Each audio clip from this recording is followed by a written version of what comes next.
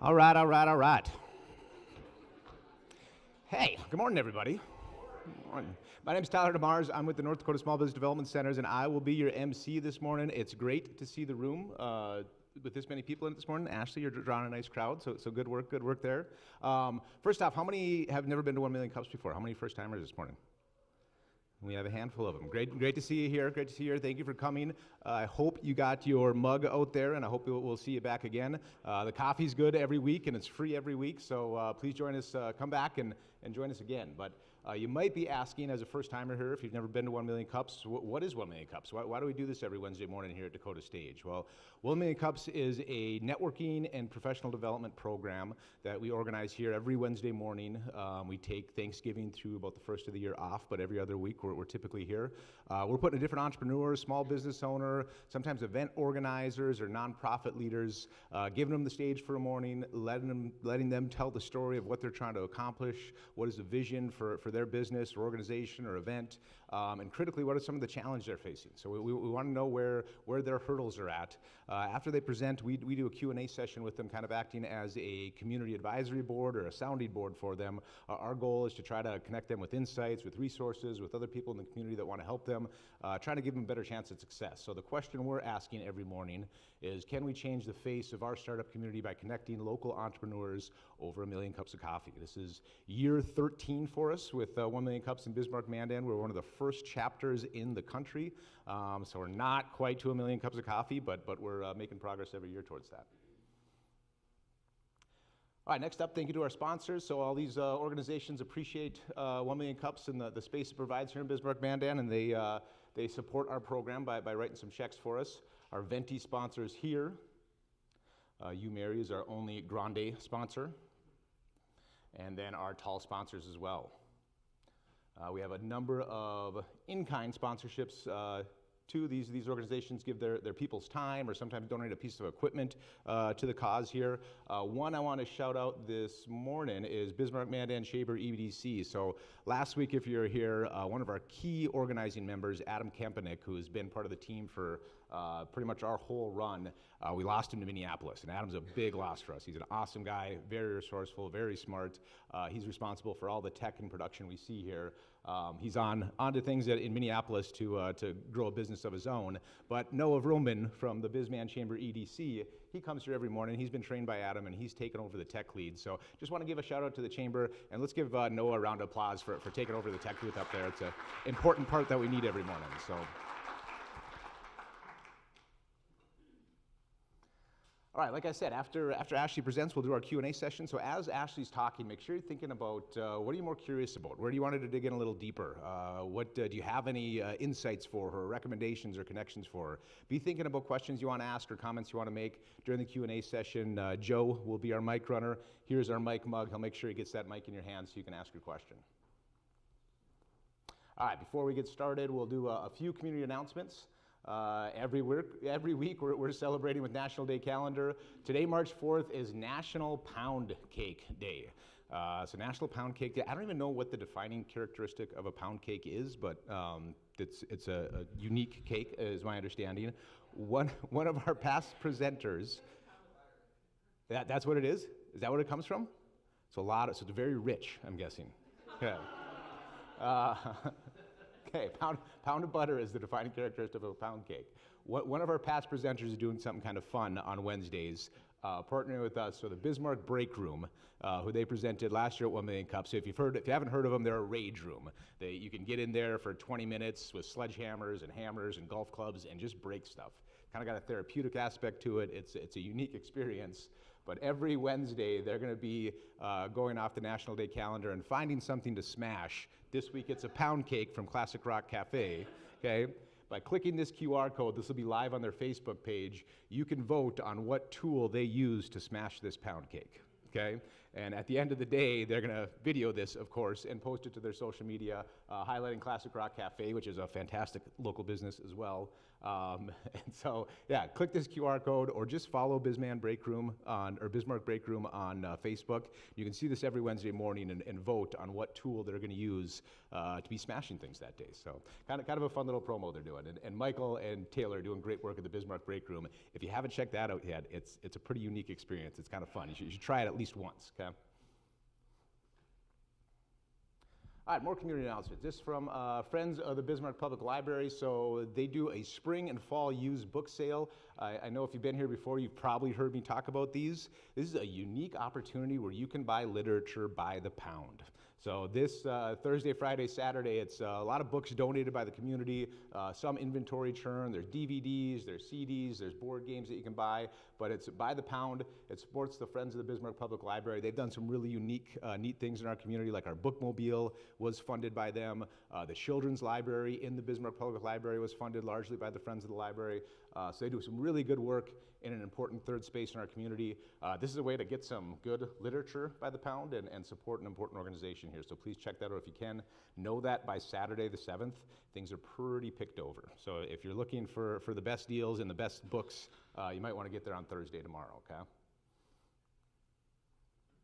All right, Business Builders webinar. This is mine. So at the North Dakota Small Business Development Centers, along with all these other resource partners listed at the bottom here, we do a monthly subject matter expert webinar. So we have 10 advisors across the state with our resource partners. It's at least a dozen more. And what we do is we aggregate the most commonly asked questions that we get from our clients that maybe we're not smart enough or don't have the experience or the bandwidth to go as deeply as we'd like to in those subjects with our clients. All right, we take those questions and we find a subject matter expert who can do that deep dive, and then we put it out here in a free webinar every month. So this is our schedule for the next 3 months here of what we have coming up. That website at the bottom, ndsbdc.org/on-demand. All of the webinars that we've done are archived on the website as well. So it's an incredible free resource. We're probably over 100 webinars on there by now that are free and accessible to any entrepreneurs and small businesses that register on the website. So please, you can check out the QR codes up there. They might be a little too blurred to read, so I apologize for that. But that just takes you to that website, ndsbdc.org/on-demand. So please check that out if you're interested. All right, Women's Business Center. I think Mark's got this one.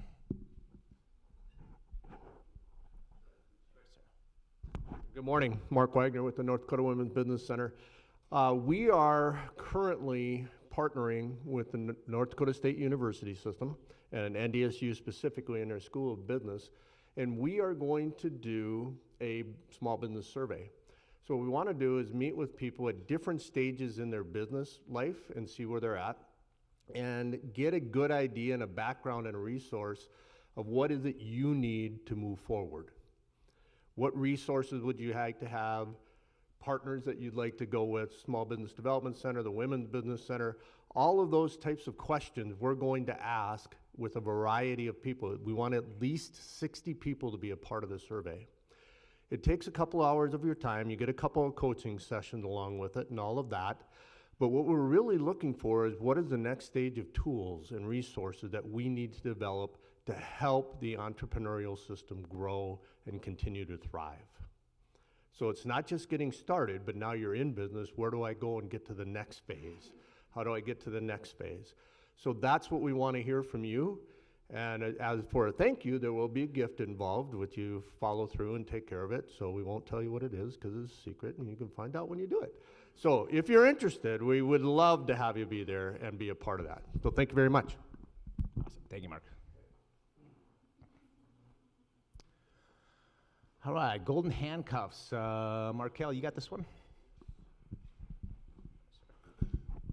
Hey guys, it's Markel Evans with New York Life. We're hosting a business owner strategy session on March 19 called the Golden Handcuffs. It focuses on executive retention and tax advantage compensation planning. If you're keeping your top performers long term is important to you, scan the QR codes and RSVP. We'd love to have you there. Thank you, Markel. All right. Ultimate Art Showdown. Anybody? Here we go.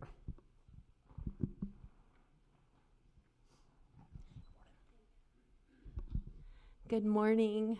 I'm kind of new here, but I also have a new business in Bismarck called Sapphire Gallery and Custom Framing, and I'm Jill. And so in order to try to get people in the door and to see the beautiful artwork by the 17 artists that are part of Sapphire Gallery, and also just to, meet new people in Bismarck, I decided that since March is tournament season, I would create a Ultimate Art Showdown. So I've created a 64-place tournament bracket and chosen 64 pieces of art that are at home in the gallery. And so we have this Ultimate Art Showdown that's going to be going on for the next 4 weeks. And so you are encouraged to either come into the gallery and go and vote, or you can go visit our Facebook page and vote there. And we're already seeing great traffic. And so this week we have 64 art pieces going head-to-head, single elimination tournament. So if you're following the March Madness tournament, this is kind of how our art showdown is set up. Next week it'll go down to 32 art pieces competing against each other until we have the Ultimate Championship, which will be on Saturday, April 4th, and you're all invited to Sapphire Gallery. We're up north on Ottawa Street. If you know where Mega Latte is, I'm in that same strip mall. And so April 4th, that Saturday, is going to be a big party, and we'll crown the champion. Love that idea. Anytime arts and sports collides, that's a fun collaboration. All right, any other community announcements this morning? Oh, Trevor's got one.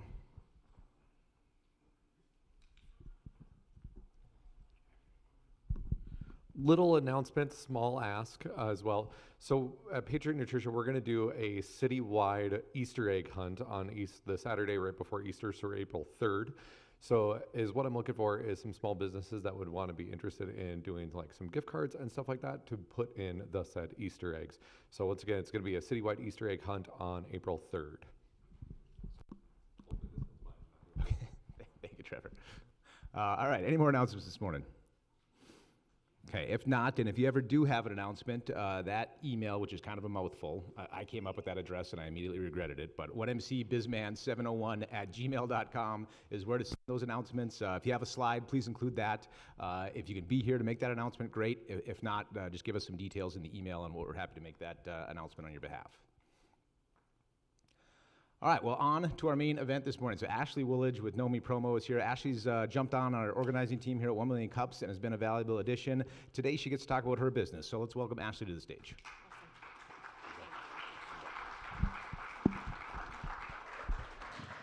Okay, so who's here for the free swag that I offered, just out of curiosity? I'm proving you that swag works, right? Yeah. So I am Ashley Wooledge, founder of KnowMe Promo. But let's get back to the basics, and I want to start. It was a cold December night in 1980. No, we're not going to talk about my birth. But we are going to talk about when I started off in entrepreneurial craziness. A friend of mine and I applied for an opportunity to sell at Urban Harvest, and we got a free booth at Urban Harvest, and so we did tie-dye. And I learned so many things, like first, don't ever go into business with a friend, because either the friend or the business won't survive. I also learned how to pivot. Not everybody wants tie-dye, so we did mittens, jewelry, and it was so much fun and I loved it. But North Dakota, it's not really sustainable for us to sell tie-dye as a living. What I did love about it is that I made so many connections with people. And one of the gals that I made a connection with, I don't know why I'm so nervous, so just bear with me for a second, but one of the gals that I made a connection with started working for Jane over at Dakota Promotions in printing in Mandan. And she's like, Ashley, you need to come work for her. And so we had a conversation, and I started working for Jane. She had a little boutique store in addition to selling promotional products. And so I got to be creative. In the lower corner, you can see I'm proof that my daddy does not fish all the time. I was a little snarky. I made my husband a shirt that says you can't trust a skinny cook, but you can trust a fat ice cream man. He loved it, he wore it. He's laughing a little bit right now, I think. But I learned so many things during that time. I learned that I love small business. I love seeing the stuff that I created out in the public. And I loved the fact that we worked together so well. 2019, I had the toughest year of my life. And I wasn't going to talk about this, but I think it's a huge part of my story. So beginning of 2019, actually 7 years ago, right about now, my husband was in the hospital. He had had multiple surgeries for gallbladder. They couldn't figure out what was going on. I was expecting our first daughter, and so it was a really tough season. And then, thank goodness we had my daughter. The night that we had my daughter, I woke up in the hospital room, and neither my husband was in the room nor my daughter. My husband was in the emergency room again for his gallbladder issues, and my daughter got sent to NICU. Okay, I can handle this. Ellen, you need to get me on your show because I'm the mom that deserves all the things, right? I didn't get on the show. My husband had another surgery down the road. We were great. Jane was amazing during this time. Like, she was the most supportive boss that I could have ever imagined. She was at the hospital with us. She was letting me work from home the best I could. My husband got taken care of as best as he can. Just kidding, honey. But then about 2 months later, I woke up. And Tyler told me that my slide was blurry, but really my vision was blurry. This is what I saw out of my right eye. And I truly thought that it was like the time when you get contacts and like there's calcium deposits and all this stuff, and it's like, oh, I just need to go wash my contact. But everything looked almost like that cream wall over there with a little bit of texture, except for the upper right corner, I could see a little bit of black. So I could be looking at that 1 Million Cups banner, and all I would see was that wall. And so we've got a newborn at home. We're dealing with my husband. I go and get tested at the hospital for lots of different things, and I got diagnosed with MS. Again, I don't know why I'm supposed to share this part of my story, but it just keeps coming up in my practicing. And so thankfully, I got my vision back, but you have those questions of like, I need to see to do my job. I need to be healthy to do my job. And it just didn't all work the way that I had anticipated it to be. So optic neuritis is kind of scary when you think that that's all you can see. But Jane was awesome during this time. Brinley, she's a much better picture to look at than that wall, but Brinley got to go with me to work. And so you can see that she was a great mascot, and we loved it. In 2021, Jane sold out to another company because she wanted to retire.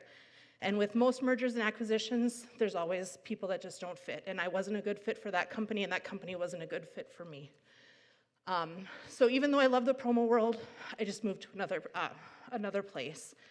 And that I got the opportunity to work for a company who did promotions a little bit, but did more t-shirt and embroidery. And so I was able to teach a lot of things. My biggest struggle with that is I didn't feel heard. I knew what we could be, and I just didn't feel heard. And so it kind of stirred something within me of like, maybe I could go out on my own. Maybe I could do this. And so we were chit-chatting a little bit about it. A friend of mine, Sean at Open Water, came up to me one day and he's like, I just wish I could afford you. I wish you could do my social media management, help out in the office. And so I'm like, great, let's talk about this a little bit more. Maybe we could do this. Maybe I could do that part-time. And so it stirred a little bit more in within me. And we were sitting at McDonald's one day, and my prayer was, if you want me to do this, Lord, like, I need to have a clear path of a cool logo, a cool design, something that's going to be catchy. And we're sitting at McDonald's, my daughter's playing in the play place, and I look up at my husband, and I just have this shit-eating grin on my face. And he's like, oh, no, you found one, didn't you? I did. Do you know me? Yeah, of course I know you. You're my wife. No, do you know me? KnowMe Promo. And that's where it came from. So when I was discerning a business name, I needed something that had an easily accessible domain because the top contender was like the mustard seed going off of the MS. But the website I'd had to have would be like themustardseednorthdakotapromo.com. Nobody's going to go to that, right? I needed an icon that could stand alone and kind of a catchy marketing option. If I'm going to do marketing of other people's businesses, I need to be able to market myself. And so I want to introduce you to my logo. Like every good person who does business, you go through Google and ChatGPT right now and figure out what you're going to do. I looked up red gnome logos, and I was very thankful that there wasn't a lot of places that were using a red gnome logo. And I used one of the graphic designers that I've used for years to come up with some ideas based on what I fed her. And these were the options, and I fell in love with the guy on the right. He is now the face of my business, much better looking than I am. But he likes to dress up, and he's the shepherd in the nativity scene and dresses up for all the holidays. We've named him Norm because, like in Cheers, everybody knows him. But really, the thing that brings me the most joy is when I get to see the stuff that I do out in public. If I see somebody wearing their logo, if I see somebody back in the day wearing the tie-dyes, like, it just brought joy to my heart to know that I did something for that. And so I get to put people's logos on stuff. And I get to do the craziest things and the most mundane things. But at the end of the day, you work hard for your brand, and I want that to reflect that way. These are the people that I tend to help.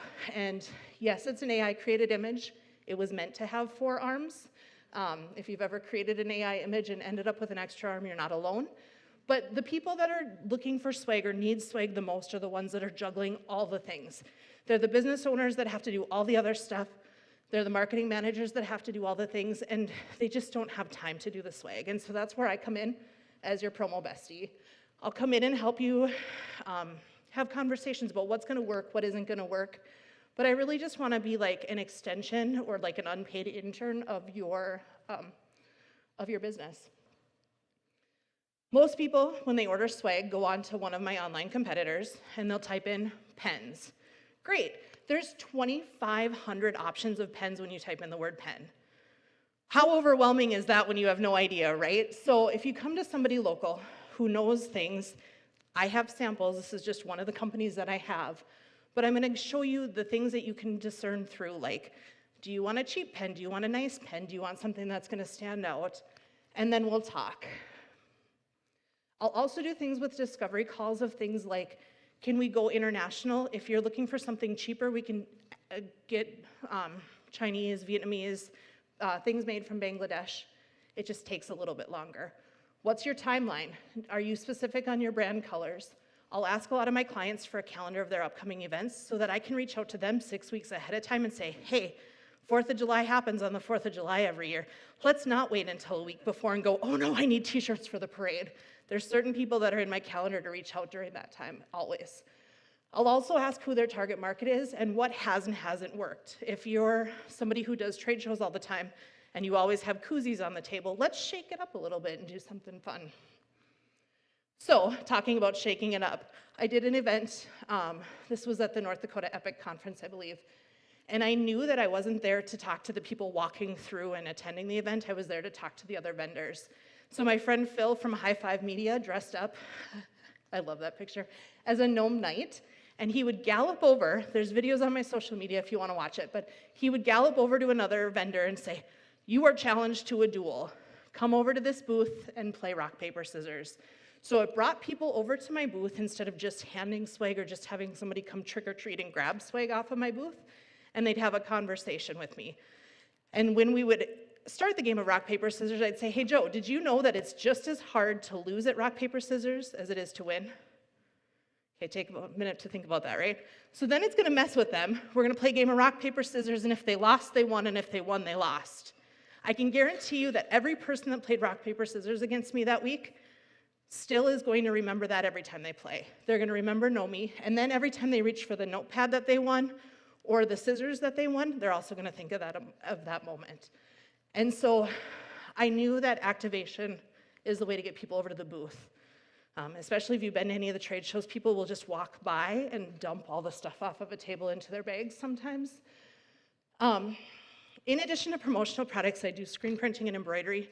I don't do that in-house, but I have a lot of really great gnomes that do that. There's a couple of people in Minnesota and Ohio that I trust to do those things, and I just really like those pictures, so I wanted to share them. One of the other things that I offer is employee merchandise stores. It's not a one-size-fits-all thing. I can't order sweatshirts for all of my employees and everybody be happy with a sweatshirt. So this is another way for people to take ownership of your brand. Say you're gonna give everybody a $50 Christmas bonus, right? They can go on and decide if they want that Carhartt cap, if they want a sweatshirt, if they want a polo. And so if they have ownership in what they get, they're more likely to wear it. We talked a little bit about activations, and that's really what's trending for trade shows in 2026. If you're gonna go to a trade show, the best way to get people to come over and talk to you is to do something where they have to take ownership. And so the top picture up here, I think I have so this is a pen bar. You get to pick 3 colors, and then people actually assemble the pens at your booth. This one down here is a leather journal bar where you stamp the leather. It'll have your logo on it, and then they can put their name or the event or things like that. And then up in the corner, we did a t-shirt bar where the kids could pick their imprint, and then they could color their own t-shirt. And so I like to think that I'm a step above. That's why the picture of the shoes is there, because I was ahead of the curve on that. One of the things that's trending for promotional products in the industry for people to just hand out is what they call quiet luxury. And that's gonna be things like wood, glass, natural products that just feel richer than they actually are. I like to share this because it's just kind of crazy. You think about your little orange tumbler right now. Right now, if I were to hold it up, I'm getting like 50 impressions, but it's gonna get 3,000 impressions in a lifetime. That's kind of crazy when you think about it. Your brand is being seen, maybe by me if I'm using my tumbler, but maybe by people that I'm wearing my tumbler around with. So the next one I'm gonna talk about is pens. Do you think there's more impressions or less impressions? Less? Yeah. 2,436 impressions in a lifetime. But still, that's a lot of times to have your pen seen or your imprint or your logo seen. T-shirts, higher or lower? Higher. 5,000 impressions, and especially if you get a good t-shirt. If you get the boxy ones that nobody wants to grab out of the dryer, maybe not, but the soft ones, I'm one to grab the softer ones right away. So the last one that I'm gonna share is outerwear, which just amazed me at the amount of impressions that you're gonna get. So if you're thinking about a way to show off your brand, even if it's just you, get a jacket with your logo on it, because people are gonna recognize that brand and see it over and over and over again. We're gonna conclude going back to tie-dye and things that people can do. This family reunion did tie-dyeing together as an event. The mom or the matriarch of the family washed all the tie-dyes and brought them over to me. And I imprinted them that same day so that they were able to go and take them back and have a family reunion shirt that they actually had a hand in. So that's about all I have, Tyler, if you wanna come join.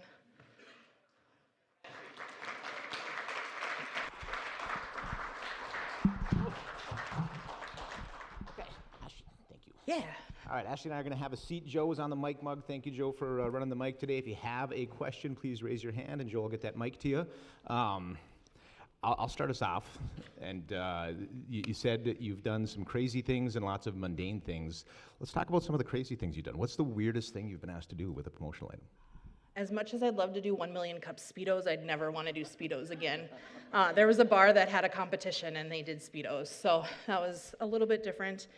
The other one that I've seen was like a wrestling belt trophy, and it just was something that went around the office of highest salesperson. It was just like a wrestling belt that had awards on it. So A title belt that people, yeah, that is fun. That is fun. So when you're working with a client, is it expected that they're going to have their graphic design done, their kind of branding specs and strategy in place, or do you work on that consulting side too of helping with building out their brand? I can do both. I'm actually working with somebody right now who's very new in the business, and she's starting from ground zero. So we're kind of going through that process of coming up with a logo and a name and all of that together, and I'm walking along with her.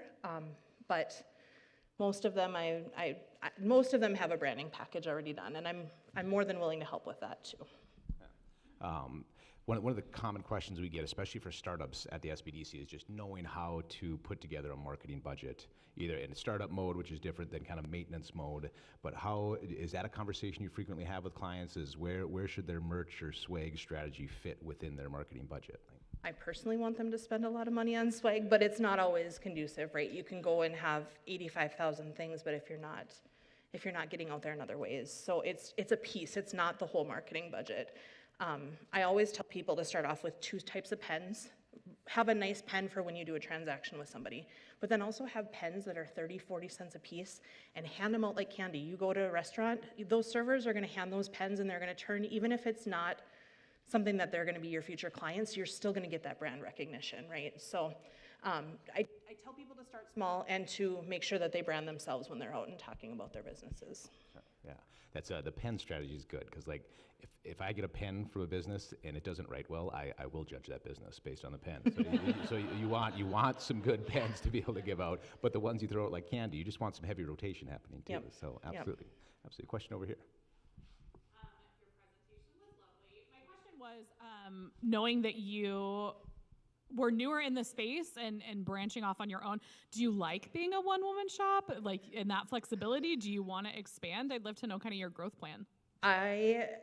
I think that there's more ahead. I am scared to say that, but I also think that I can't do everything. I know that I am a one-woman show, and when you try to be Superman and take everything on, you just fail. Jack of all trades, master of none, right? And I know where my heart lies and what I love to do. I don't love standing behind an embroidery machine. I love being where the people are, so on my terms. I love being where the people are on my terms. But for right now, I'm happy where we're at. I know that there's opportunity for more. I do have an admin assistant that through Sheriff with inclusive staffing that does a little bit of the back end work, and you'll get to hear from him in a couple of weeks. So she's been very good in that, just kind of like a subscription-based help. So. For those who don't know, Inclusive Staffing is a remote staffing agency in town. Sheriff Sharma started that, and he brings in remote workers from around the world for businesses, and it's worked well for you, Ashley, right? Kind of piggybacking on Jess's question, when thinking about your pricing strategy, you have so many hours in a week. You have consulting time you might be billing out, or it might be just business development time. You have your products that you're selling with a margin. Can you kind of talk into your pricing strategy and what your different revenue streams look like? I don't charge enough for the consulting. I think again of being that promo bestie of wanting to walk that with you. I probably should look into that a little bit more, but I also want people to trust me and to come to me when they do have those larger orders and those things.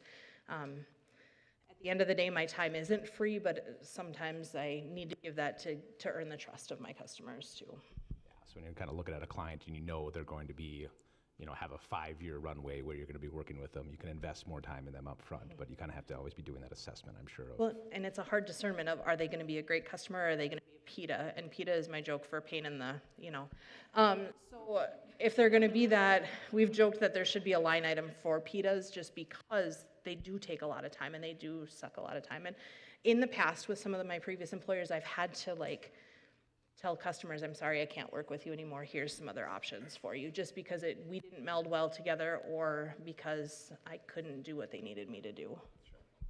So what are, as you're working with clients, I'm guessing there's some blind spots that you're exposing for them, or I haven't thought of this, and you brought some of those up. What are the most common kind of blind spots or surprises for your client as they're getting into the merch or swag space?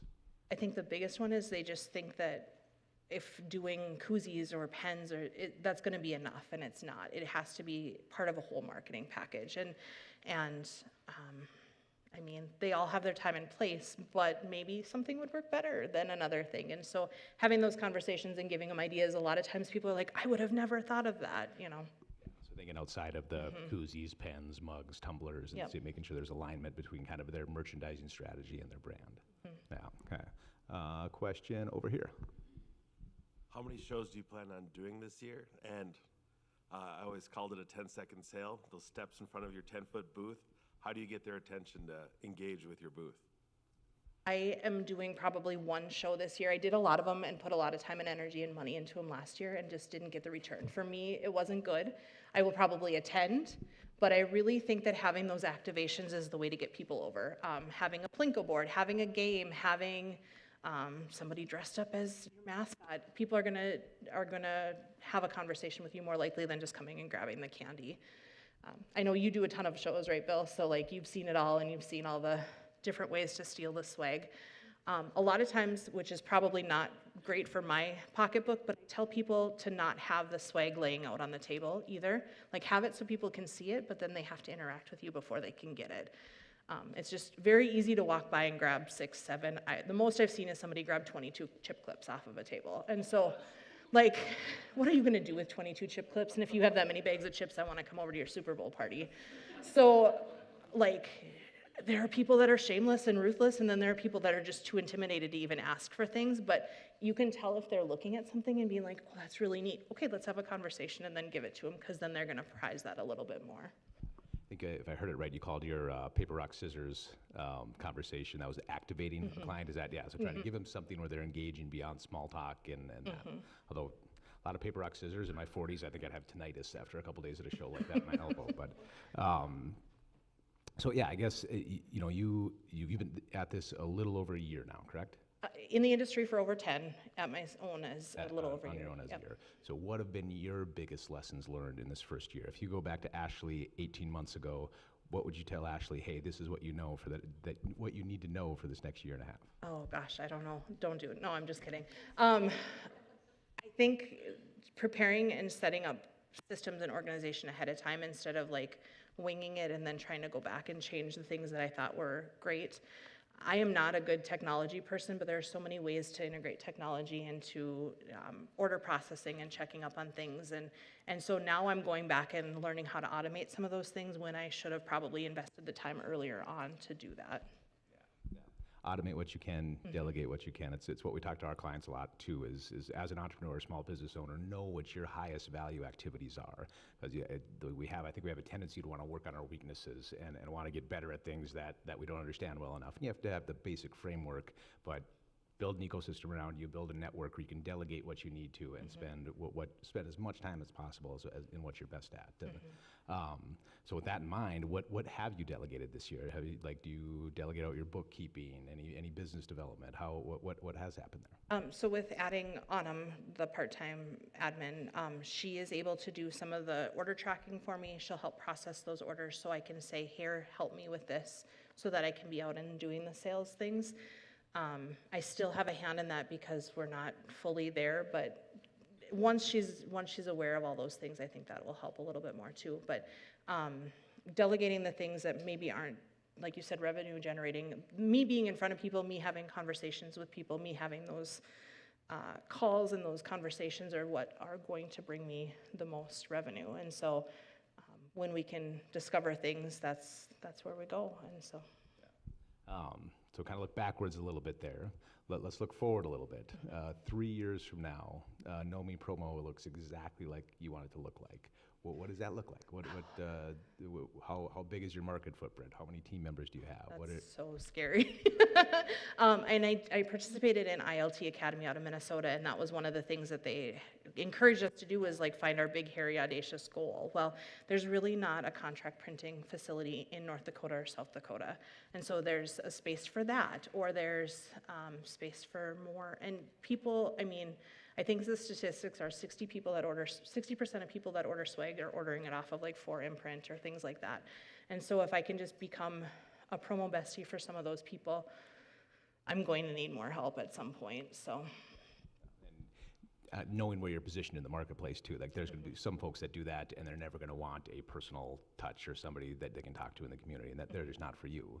Kind of with that in mind, looking at the different vendors you work with, like you're talking about your heavy rotation pens that are 30 cents a piece, up to some pretty high-end, I think you called it very rich, textured, wood, canvas-looking merchandise.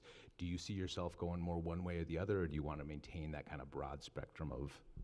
I think doing a broad spectrum is able to service people a lot better. And I was fortunate enough last year to be able to go to Chicago twice. One of them was for one of the world's largest trade shows for the promo products, and got to meet with suppliers. And then I was also invited by one of my companies that I work with to come to Chicago and have like a room show where I got to meet one-to-one for half an hour with some of the top suppliers. And so having those connections with my suppliers, like I've got a person that in my phone for the top probably 15 suppliers in the United States. So I can call them and they will help me if I need. I've had people need stuff 3 days from now. Yes, I can get that done. It's scary and expensive, but yes, I can get that done because I've got those people and those relationships in my pocket. So that was really great, the Chicago. And then just a small plug, May 12th, if anybody wants to come and see a whole bunch of promotional products, there's gonna be a small show here in Bismarck for people like you who wanna see what shirts look like and feel like, and pens and things like that, so.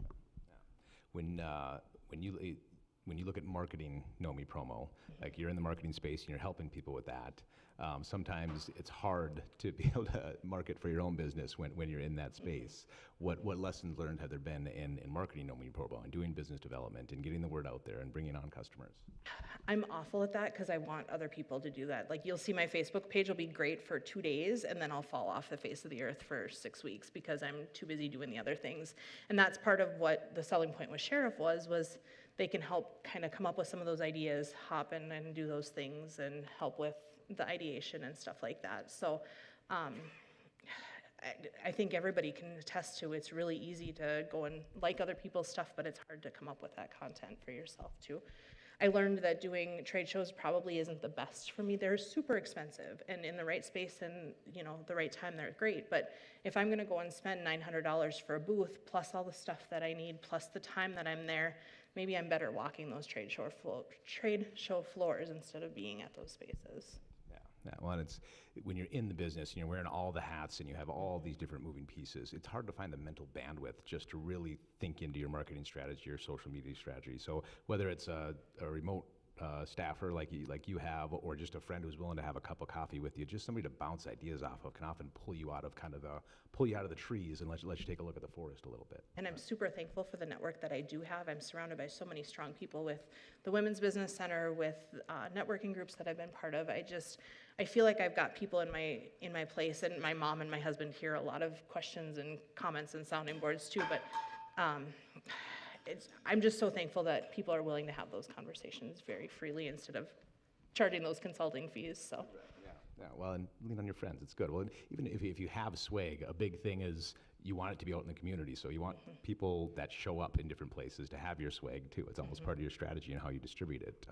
How about a favorite success story from one of your clients? I know it's still fairly new, and so it's okay if it's that isn't completely solidified yet. But do you have a favorite success story, a favorite client testimonial that's happened this year? There's so many fun things that have happened. I mean, with 10 years, I get to walk downtown Bismarck and I see the signs that say 150th Centennial on the light poles, and I'm like, I did that, Like, those are super exciting to me to see that.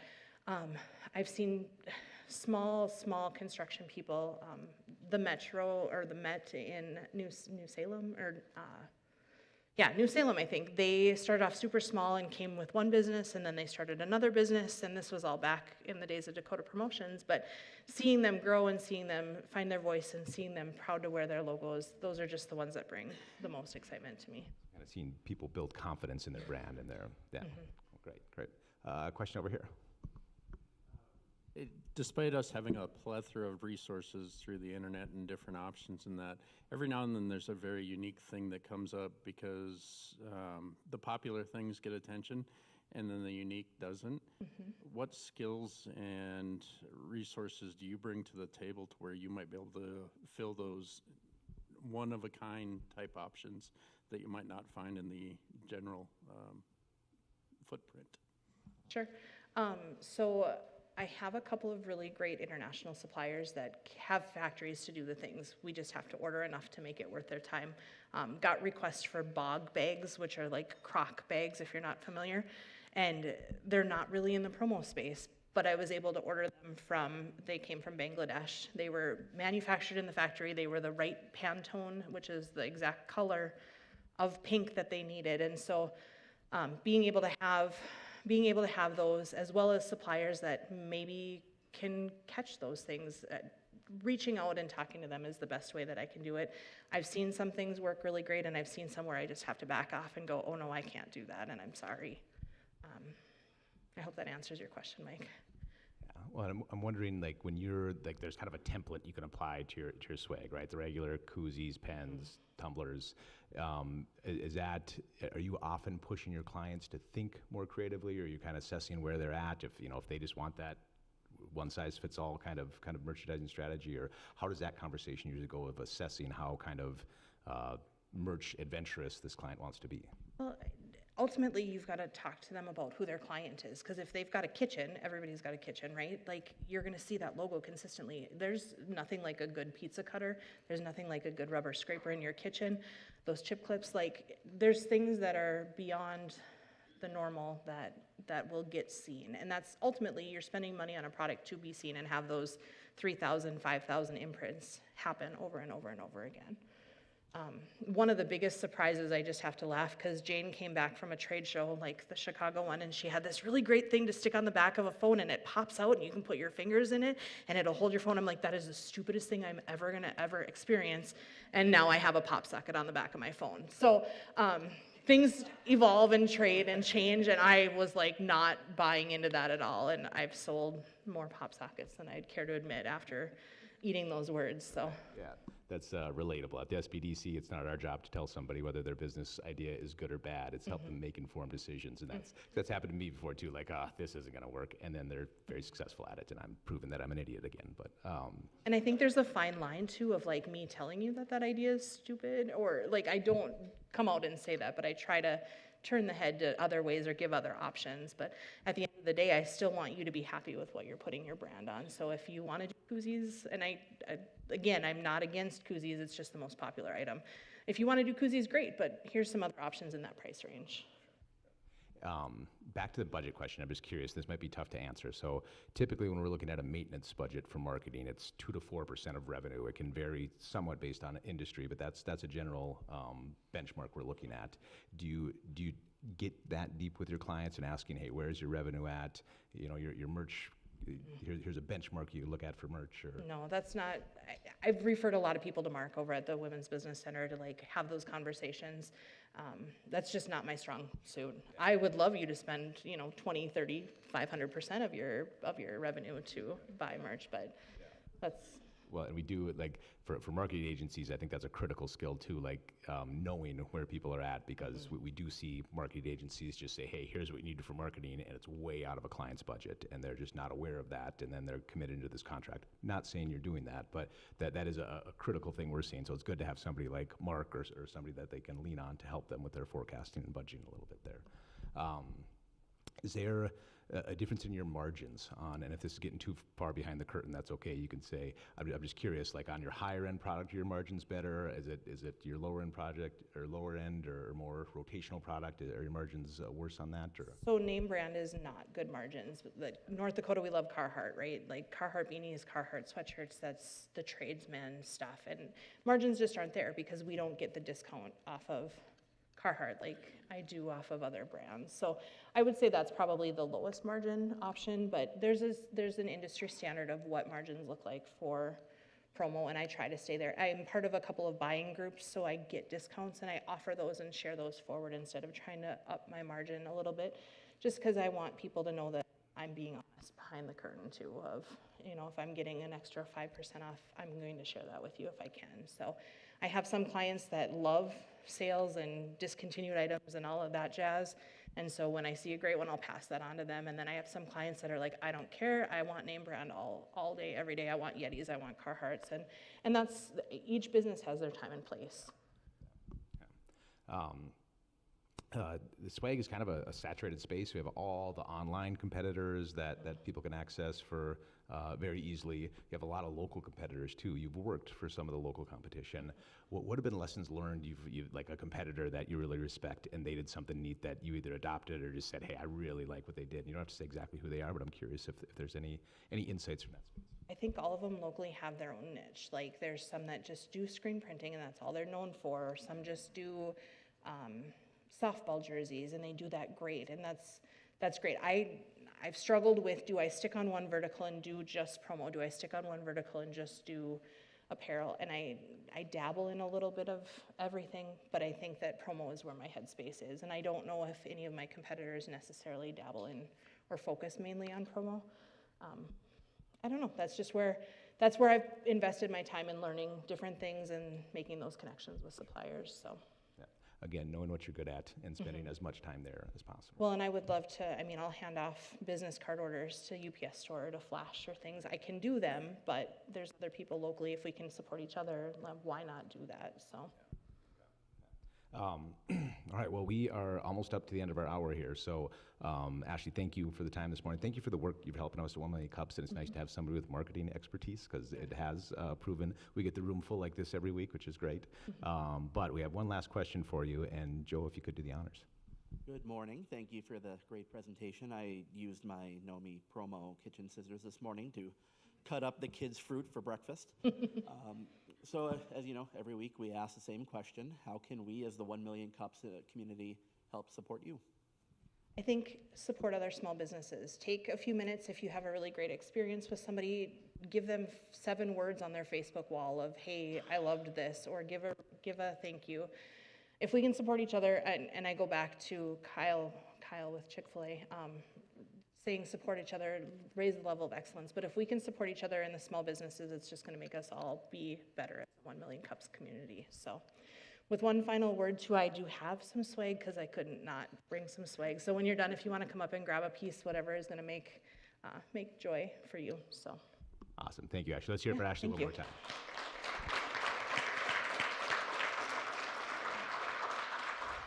All right, coming up here at 1 Million Cups next week, we have Trevor, who is a community member, talking about Patriot Nutrition.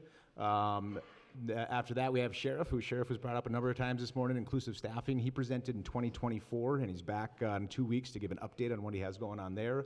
And then Christy Dodd with Families Flourish ND, helping kids, I believe, in foster care or in temporary care, advocating for those kiddos across the state. So a nonprofit presenter coming up March 25th. Here are our socials, so ways you stay in the loop with what's going on at 1 Million Cups. If you or anybody you know is interested in presenting, we are booked up through July already this year, so the year is booking up fast. If you want to get in the queue, that mouthful of an email address is where you send those inquiries to.